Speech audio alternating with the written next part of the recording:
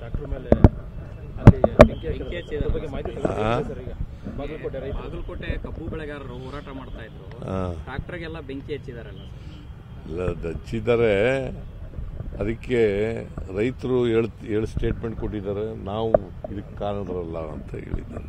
ಅದಕ್ಕೆ ತನಿಖೆ ಮಾಡಿ ಅಂತ ಹೇಳಿದ್ದೀನಿ.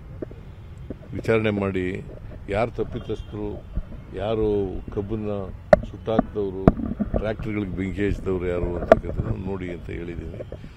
ಸೊ ಅವರು ರೈತರು ಕೂಡ ಮುಧೋಳದ ರೈತರು ಒಂದು ಸರ್ಕಾರ ತೀರ್ಮಾನ ಮಾಡಿದೆ 3,300 ರೂಪಾಯಿ. ಅದಕ್ಕೆ ಒಪ್ಕೊಂಡು ಅವ್ರ ಚಳವಳಿಯನ್ನು ವಾಪಸ್ ತಗೋಬೇಕು ಅಂತೇಳಿ ಒತ್ತಾಯ ಮಾಡ್ತೀನಿ. ಬಿಹಾರದಲ್ಲಿ ಮಾರ್ಕೆಟ್ ಬಂದ ಹಿನ್ನಡೆ ಆದರೂ ಕೂಡ ಹಿನ್ನಡೆ ಆಗಿದೆ ಸರ್ ಬಿಹಾರದಲ್ಲಿ. ಈಗ ಜನರು ಕೊಟ್ಟಂತ ತೀರ್ಪನ್ನು ಒಪ್ಕೋಬೇಕು.